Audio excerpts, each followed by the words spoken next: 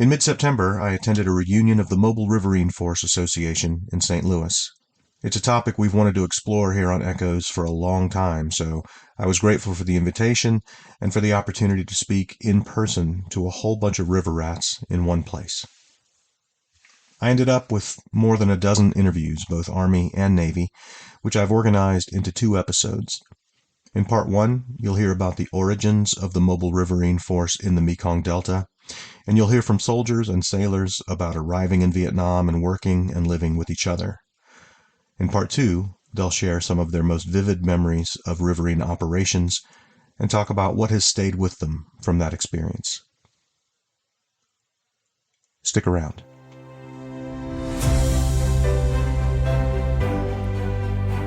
From the Vietnam Veterans Memorial Fund, founders of The Wall, this is Echoes of the Vietnam War. I'm your host, Michael Crone, bringing you stories of service, sacrifice, and healing from people who still feel the impact of that conflict more than 50 years later.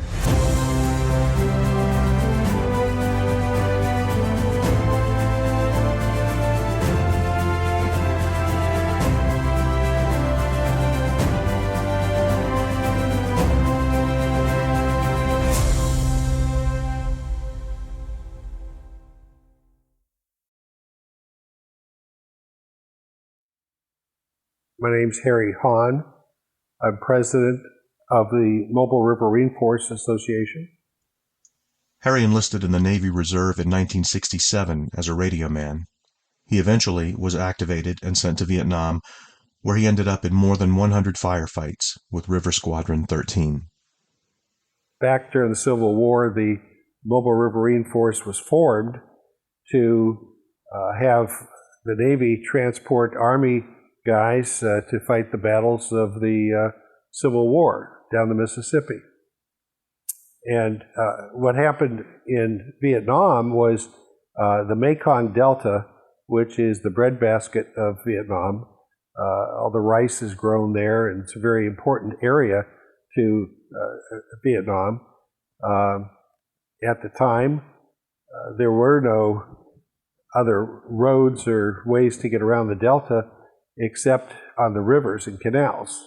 The canals that were there were dug by the French so that they, during their occupation of Vietnam, because of the rubber plantations and the vegetation there that the French wanted to exploit, they dug these canals that were very straight, very well built.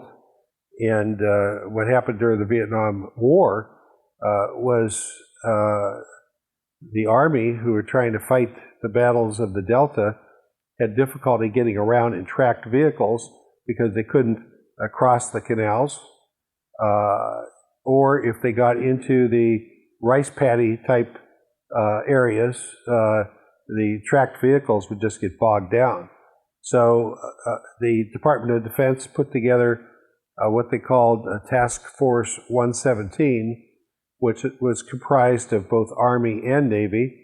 The Navy took World War II converted landing craft like you see landing on the beaches of Normandy, took that type of craft. They had the ramps that would drop and offload the troops, and made them into an up-armored type of boat. So they actually took World War II LCM-6s, and on the sides of them, they put 1-inch ballistic steel, and then because they were weighting them down so, they actually put styrofoam and bar armor, which was cement reinforcing rod, on the sides to encage these styrofoam floats on the sides of the boats. So it made what was a narrower boat a little wider, but we kept the same ramp that would then offload the troops.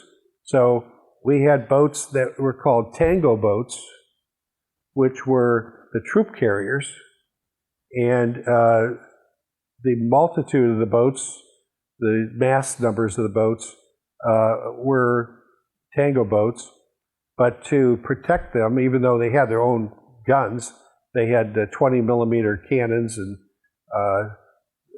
30 caliber and 50 caliber machine guns to provide better armament to the armada, which would go down the rivers in a column.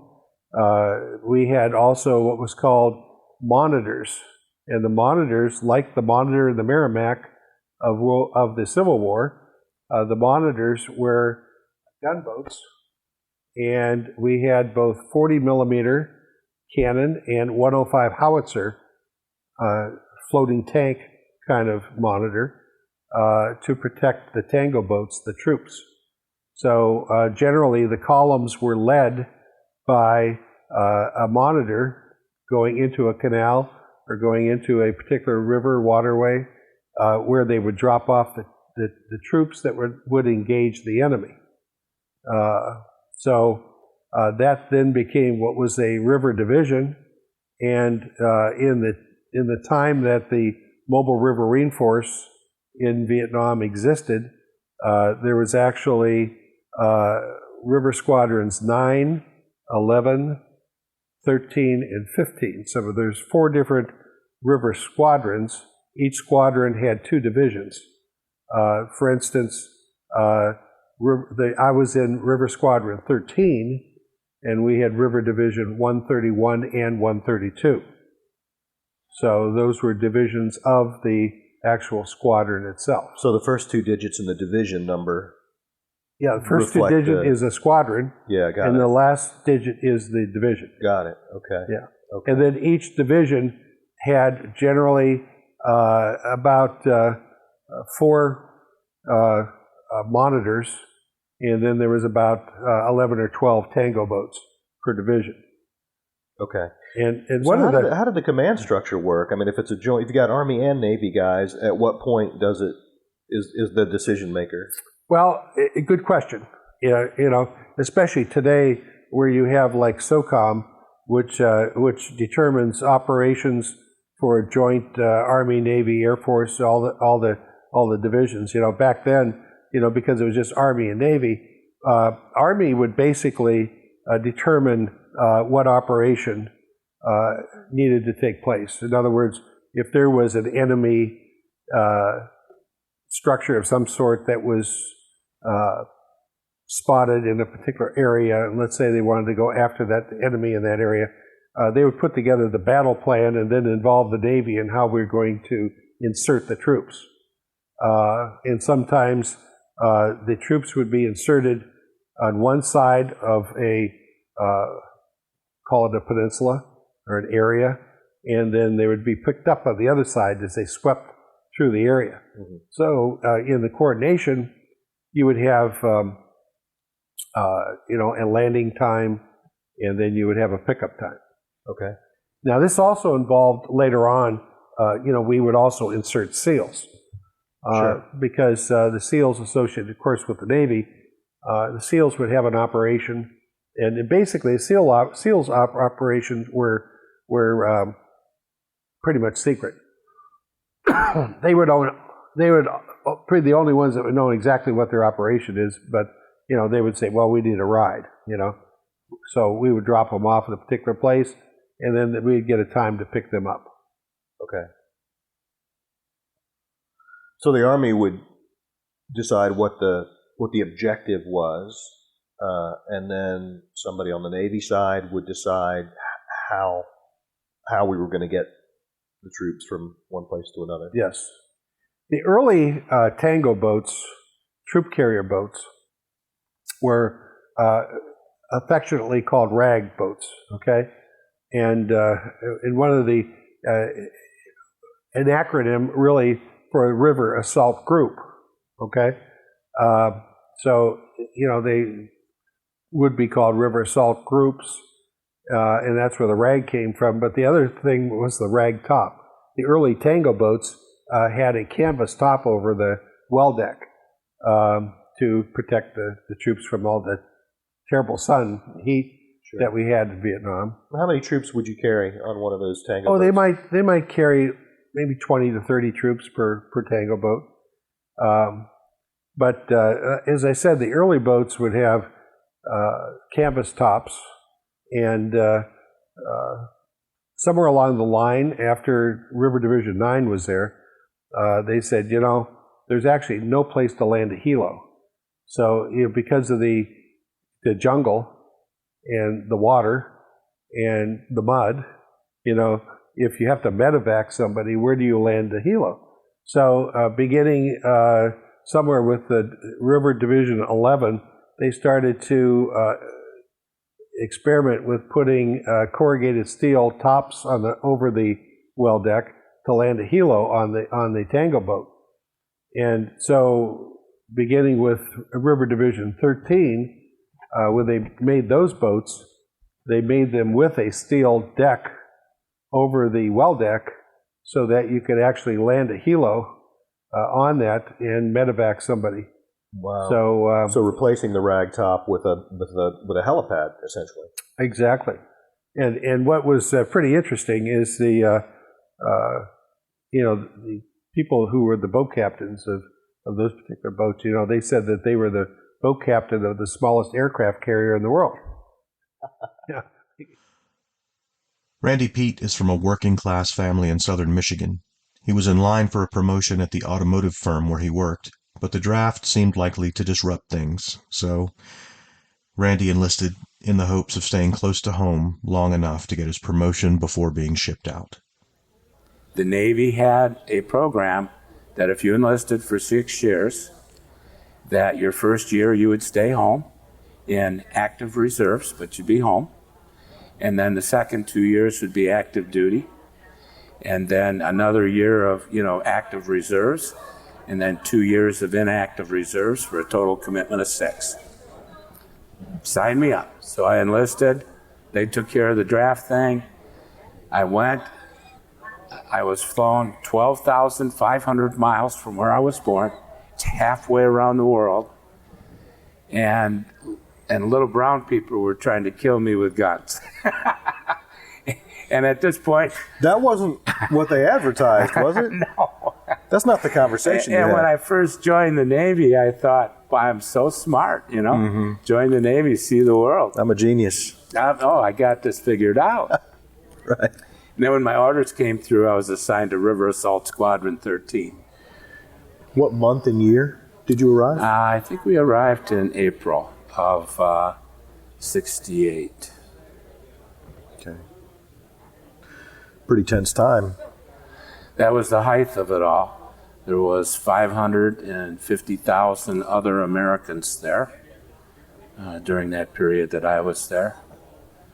And we were such a unique group because it was the first time the Army and the Navy had gone together and formed a joint unit since the Civil War. So we were cutting new ground all the time, which was interesting. And I look back on what we did and how we did it and all of that, and I'm proud of the way we conducted ourselves and how we handled, tense situations. And we never lost a battle, and we never lost the war. We just quit. That's the way I look at it. Yeah. So. Yeah, and you could even argue that we were ahead when we quit. I would argue that we were. I was there. Yeah. In most cases, replacements didn't know until they arrived in Vietnam that they were being assigned to the Mobile Riverine Force. For 9th Infantry guys like Bob Stump, the idea of riding into combat on boats came as a bit of a surprise. I got to Dong Tam, and I'm not sure about the date. I do recall that when we got to Dong Tam, the boats, the ships were all down in Canton, and we had to wait. And the funny thing is, they told me, the ships are not back, and it's like, I'm in the Army. What's this ship stuff? That was my first inclination that I'm in the Army, but I'm also in the Navy. I had no clue that I was going to be in the. I had never heard of the Mobile Riverine Force. It was not The guys that would know more about the Mobile Riverine Force are the people that trained for it in 1967, 66 and 67. A lot of these units came over together on ships. A.J. McCaskey was drafted at the age of 21. He arrived in Vietnam in September of 1968 and was assigned to the 9th Infantry. I don't remember where we landed, but the oppressive heat and humidity was the most incredible thing. Anything you did, as soon as you started walking, you started sweating. And the incredible vastness of these bases, and seeing 100 tanks lined up and 100 helicopters, and the chaos and what's going on, and the dust. And it was a chaotic, busy time to get off that plane and see the activity that takes in a war. And then they assigned us, and off we went, I think, on the trucks down to Dong Tam.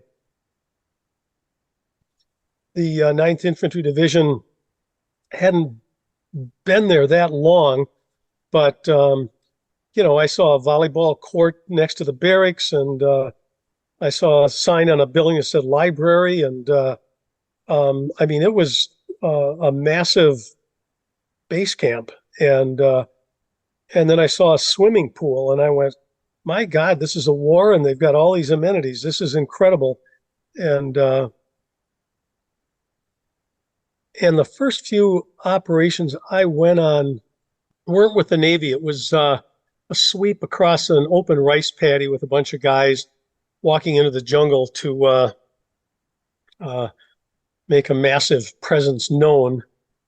And with helicopters overhead shooting rockets into the jungle. And it was, even at the time, not knowing anything about combat, I thought, this is crazy. This is guerrilla warfare, and we're walking across a rice paddy, 100 of us, doing a sweep.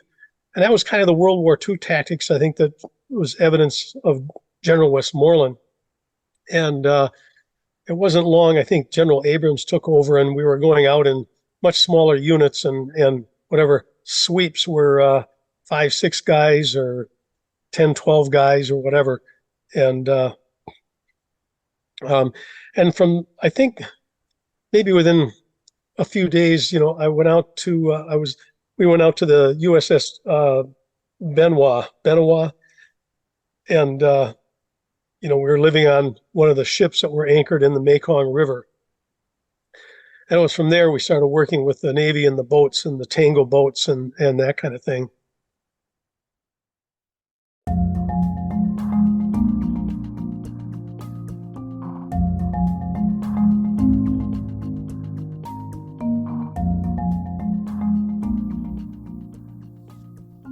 Our little podcast has crossed a significant threshold in its journey of growth.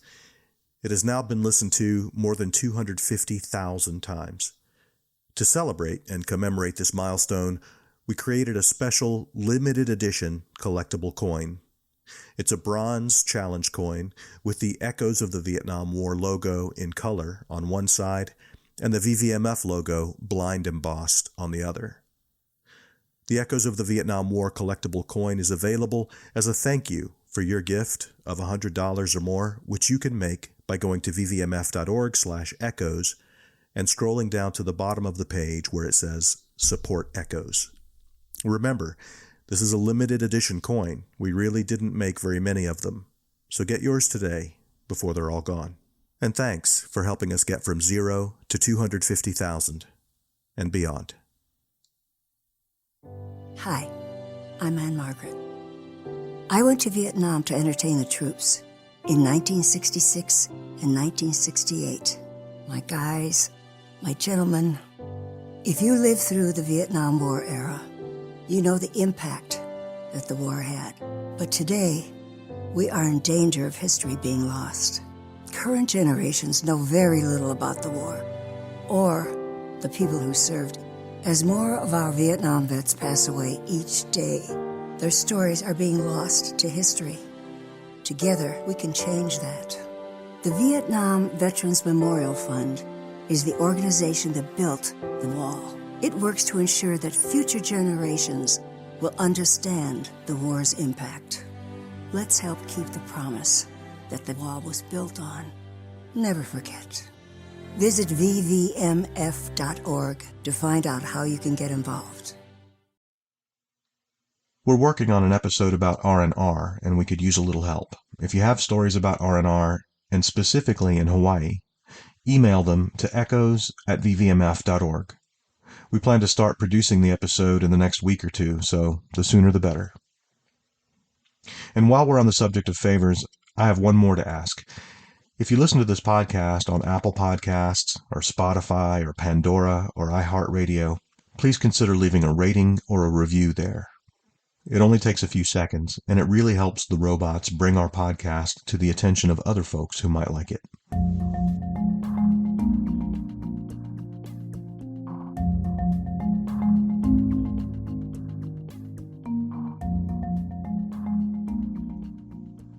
Terry Sater is the author of an excellent book about the Mobile Riverine Force in Vietnam called The Nightmare of the Mekong.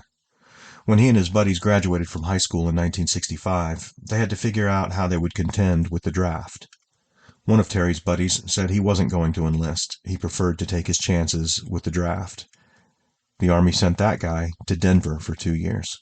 Another buddy took his chances and ended up spending 2 years in Germany.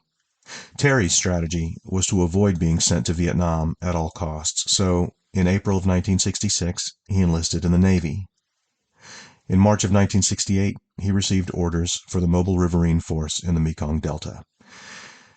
He was understandably concerned, so Terry called the Bureau of Naval Personnel. The guy at the other end of the line said, "Look, if you're worried about getting killed, don't worry about it.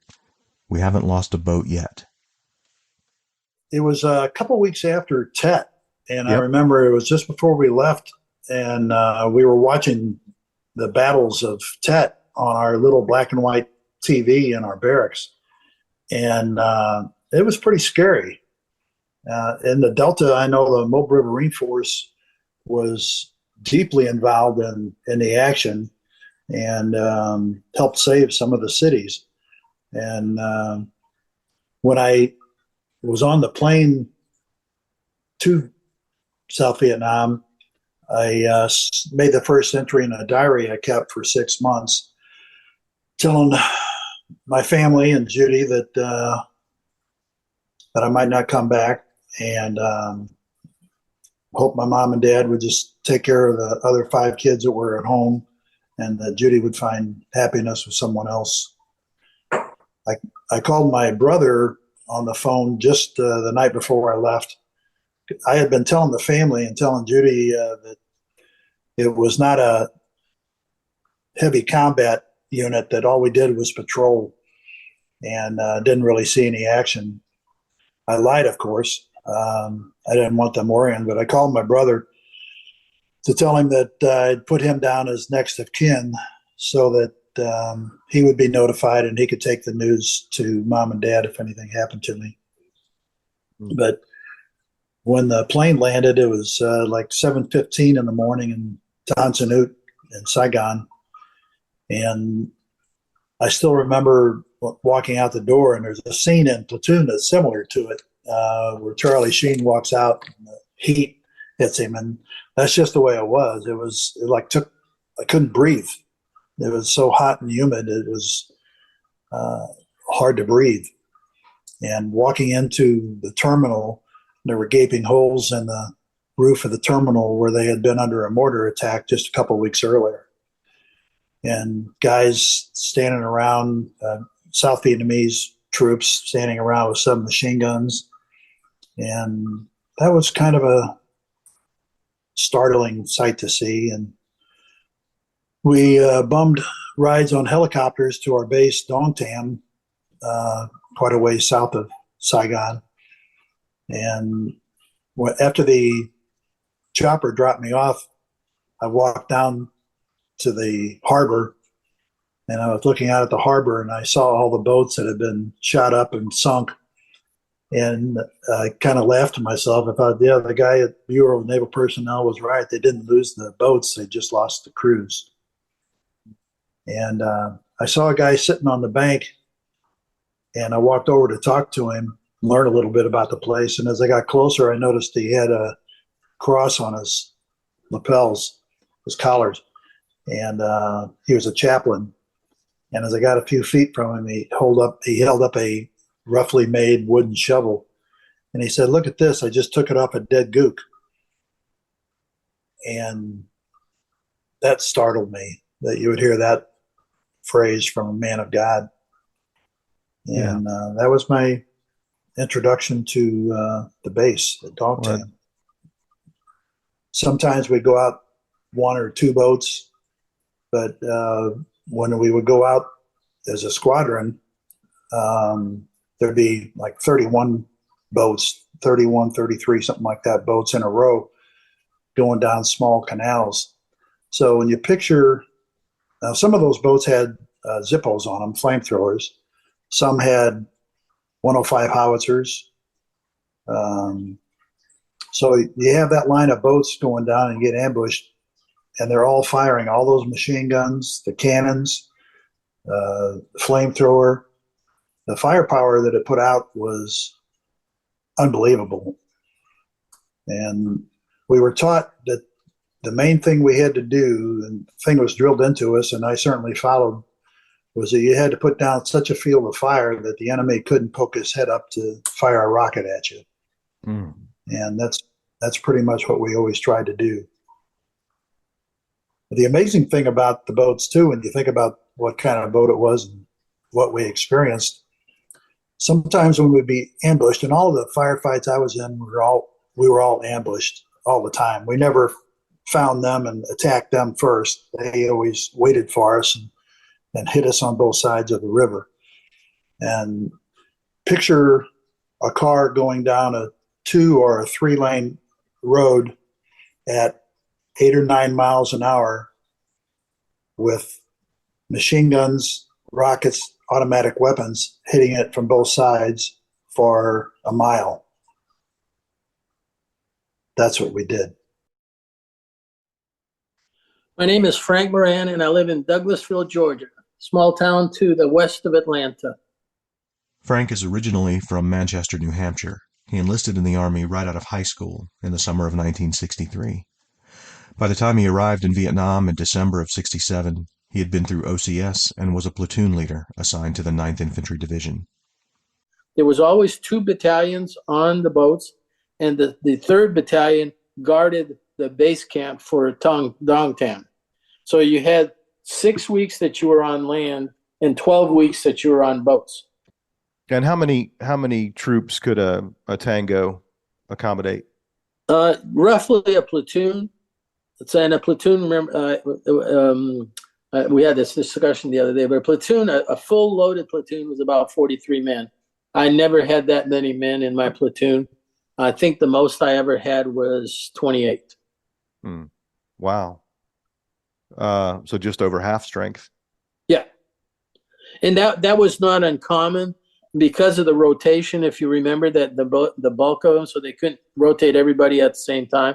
And it worked out a little better that you would get, one guy every 2 weeks or 2 guys in 1 week, and that you'd rebuild that way. And that way you had a time for the new guys to adapt to the old guys to learn the things to do.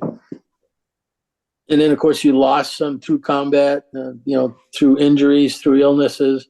And so then those guys had to be replaced too. The flotilla that we were attached to had 2 boats called the Zippos. And what they had done, they had taken the well decks out of these things and put giant napalm canister in it. And they had on each side in the front would throw out a flame about 400 meters.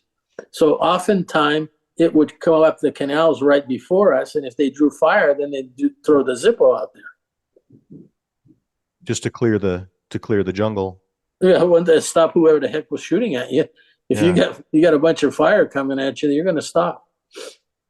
Midway through my tour, they started putting platforms on top of them where literally you could land a helicopter on them, mm-hmm. which was kind of a neat thing because it could be a lifesaver if you had guys on your boat that had gotten hit, or whatever, they could land that helicopter right on top of it and take off from there. We would get up generally 2 or 3 o'clock in the morning, pending how far away our drop station was going to be. And we would actually load the Tango when it was dark. And then we would travel. We'd obviously leave Dongtam or wherever the boats were based. We would leave the large boats, which was always in the Mekong River. And they were probably generally a mile offshore, so they couldn't be shot at. So we would get onto the little boats, and then we'd slowly go up and down the canals and until we reached the point where we were going to do an objective. And then they would beach, they would drop the ramp, and we would get off the beach, and then we would continue our operation. And it usually was some kind of circular operation. You went, in a couple of kilometers and came back around. And you were out there generally for 2.5 to 3 days. And because we were always in the water, you had to come back and dry out. And so after about 2 or 3 days, then the boats would come back. You'd reload the boats and go back onto the main ships. Randy Pete. What I ended up on was ATC Armored Troop Carrier. We were 56 feet long, about 12 feet wide. I believe we weighed around 56 ton. We had 2 diesel engines, and we could carry about 30 or so fully equipped troops. Okay. And on our boat, we had a well deck area, which is where the troops were at. And in the well deck area, out of either side, the port and the starboard side, we had a 50 caliber Browning machine gun. And then next to it, we had 2 30 caliber Browning machine guns. So we had 6 machine guns in the well deck where the troops are. Then on the aft end of the boat, we had 3 turrets. And then the port and the starboard turret, we had a 20 millimeter cannon.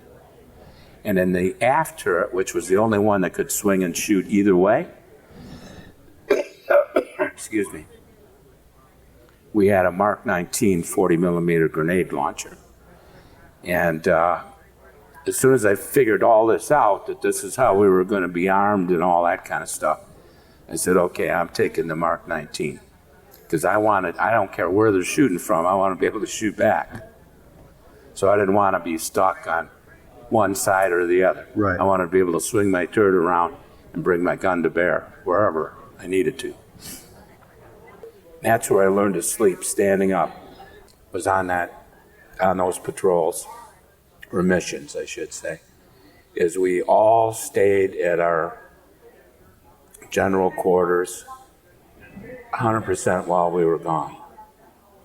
So I managed, and the other guys did too, you're in your mount, you kind of drape yourself around the gun and, you gotta grab a few as best as you can so that immediately you could, pop up and, start shooting. Frank Moran. And one of the things that you may not understand or know about is that in the Mobile Riverine artillery, they actually had barges that had 105s on them. And they moved the barges onto the edge of the river. But the interesting is once they fired a shot, that barge would rock and roll. And so they had to shoot another one while it was on the updraft. And, that becomes a little scary if you try. But anyway, so as an infantry... You're talking about 105s, is that a howitzer? Yeah, it's a cannon. It's a giant cannon. So it's sitting on a boat. They each right. had a cannon. So when it fires, the boat rocks. The boat rocks. Now the boat is rocking, but it has to continue firing? Yes. Do you remember your first time getting on a Tango boat? A.J. McCaskey. Yeah, I felt pretty claustrophobic and vulnerable.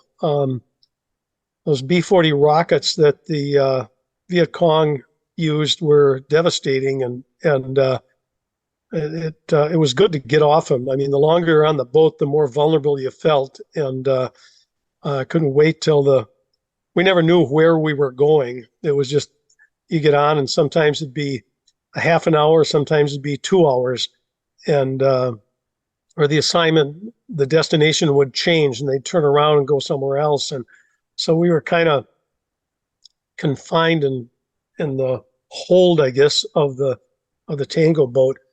And yeah, I was never comfortable on those damn things because they were just vulnerable. The problem we had was we were in water all the time, and talking with other guys that were further north in some of the hill country, they were out for weeks at a time being resupplied and digging foxholes and dealing with tunnels and that kind of thing. I never once rode on any kind of mechanized tank or armored personnel carrier. It was just too muddy. We had a lot of problem with ringworm and jungle rot on our feet, and because we were wet all the time. And and part of the reason too, we didn't walk on the rice paddy dikes because they were always booby trapped, or the threat of a booby trap was there. So we'd always be walking in the rice paddy, and the same in the jungle is if you took a traditional path that the Vietnamese might be using, you really had to watch for booby traps and tripwires and things of that nature. So we'd be walking in water, and at one point, and this was months into it, but at one point I had such bad jungle rot on my feet, I couldn't walk anymore. I had to be helicoptered in. And when we went back on the ship, once we were picked up, we'd have maybe, I don't know, 24 hours off, but we always walked around in flip-flops and kept our, go outside and let the sun hit our feet to dry them out. Can you, for people who don't really have any idea what jungle foot is like, can you describe it? Oh, I don't know. Looks like a reddish rash, and if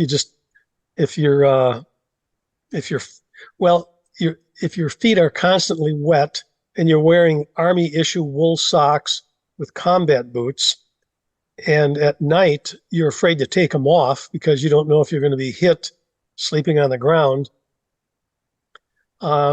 your feet never had a chance to dry off or air dry, and the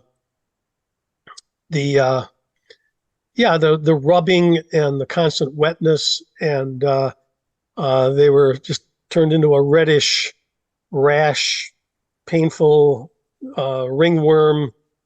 It was disgusting. I can remember a new guy coming in, and we were on the ship at that point in time. We got a couple of new recruits, and the guy looked at my feet and said, "Oh my God, I am never, ever going to let my feet get that bad." And I said, after a few weeks in the jungle, you're going to be praying your feet look this bad because it's the only way you get some time off. Terry Sater. We were constantly on the boat. As a matter of fact, I think that every once in a while, the guys in the ninth will say something that shows me that they didn't really understand what we were doing. Every once in a while, a guy from the ninth will say, "Well, you would drop us off, and then you'd go back and tie up to the ship and go in and have a hot shower and hot meal and lay in the bunk." And I said, "No, we would drop off the troops, and we'd usually go to another area called blocking stations to prevent the VC from escaping in a different direction, or we would go back and load up more supplies and ammunition and come back." But I remember only sleeping on a nice bed out of the whole time I was there, maybe 5 times. We slept. We lived on the boats, and just had a canvas rack that folded down from the bulkhead and usually had a dirty sheet or poncho and a roll of dirty clothes for a pillow. And I still remember one night a rat crawling across me. And a lot of the guys, including me, our summertime takes us back and we have a difficult time sleeping because I feel like I have bugs all over me. One buddy of mine, Frank Springer, that was at the reunion, he still sleeps with a towel over his face because the mosquitoes would be so thick they would like fill up your mouth. And there's rats and snakes, and it was not very comfortable. More than 50 years later, he still sleeps with a towel over his face? Yes. Yeah, it stays with you. In part 2 of River Rats, you'll hear from a lot of the same voices you heard from in part 1, plus a few new ones. They'll share stories about fighting the enemy and the environment in the Mekong Delta, and they'll talk about the connections and the nightmares that have lasted the 50 years since. That's 2 weeks from now, when we come back with more stories of service, sacrifice, and healing. See you then.